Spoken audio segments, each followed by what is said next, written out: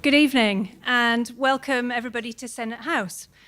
My name's Emma Bridges and when I'm not channeling Hecate, I'm usually the Public Engagement Fellow here at the Institute of Classical Studies. It's great to see so many of you here for a magical evening. I'm really glad I'm not the only one who turned up in costume. Now the magic you're going to see tonight might not be what you are expecting. We haven't got any rabbits in hats and we haven't got any card tricks. But instead, among other things, we're going to be sharing curses and spells and divining the future.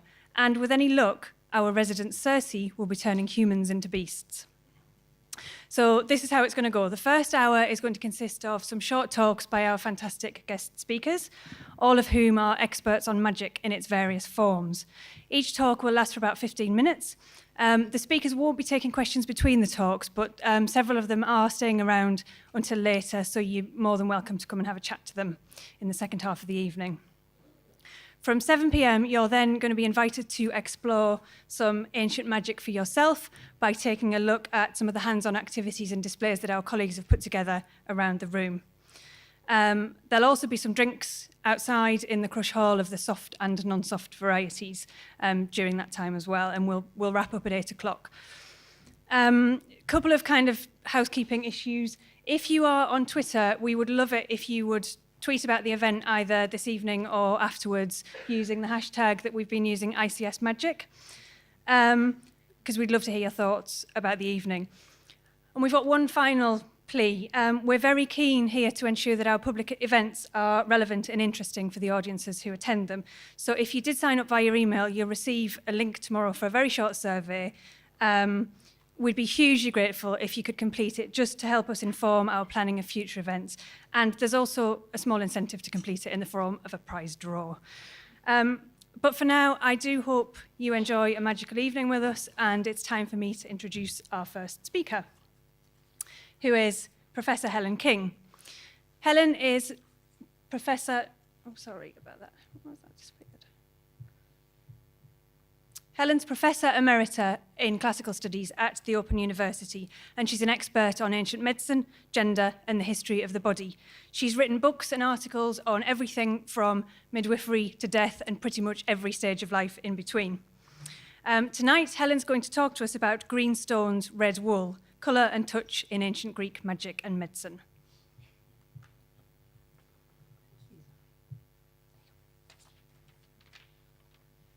Thanks, Emma. I don't have a PowerPoint. I'm a post-PowerPoint girl.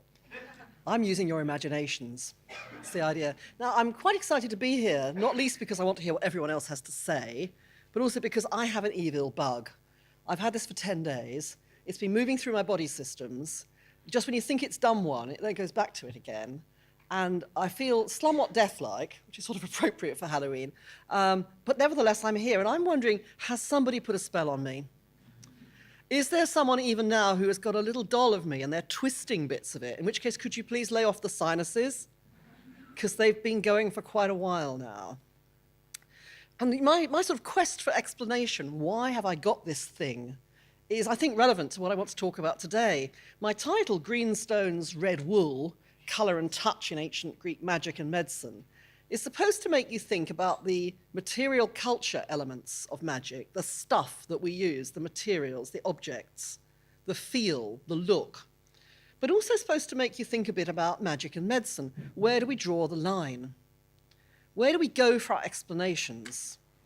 If one explanation doesn't work, where do we go to next? Where do we start with our explanations, and where do we stop? And I want to show you, by the end, that there is still magic in medicine today. Magic and medicine are always connected. Now then, green stones. Let's think about green stones.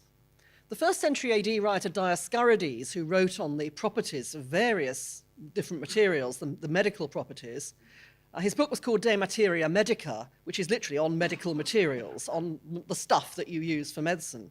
But in that book, he mentions green stones as a medicine, sort of, saying that you can use them as an amulet, something you put on your body, to speed up delivery in childbirth.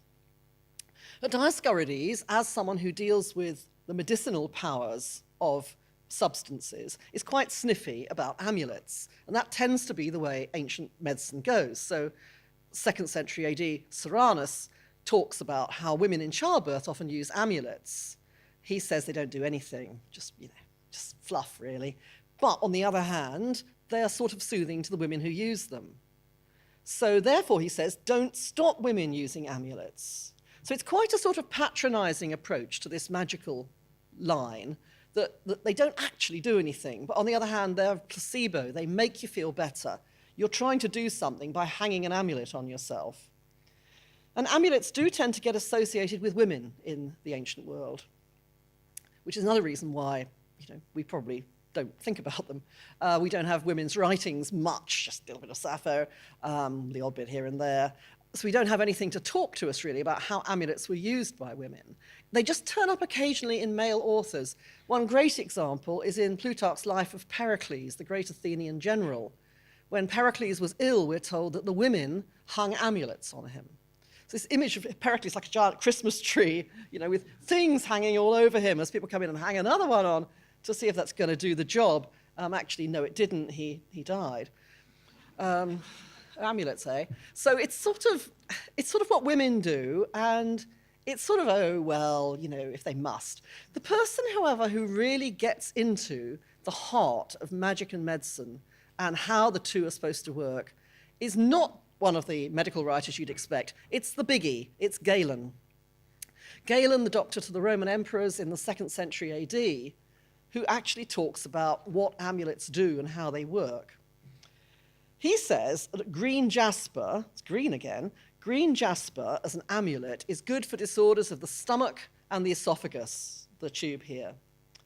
And he says, quote, I made a string of small stones of green jasper and hung it from my neck at such a length that the stones touched my esophagus. So think about that, they're touching, there's a physical awareness.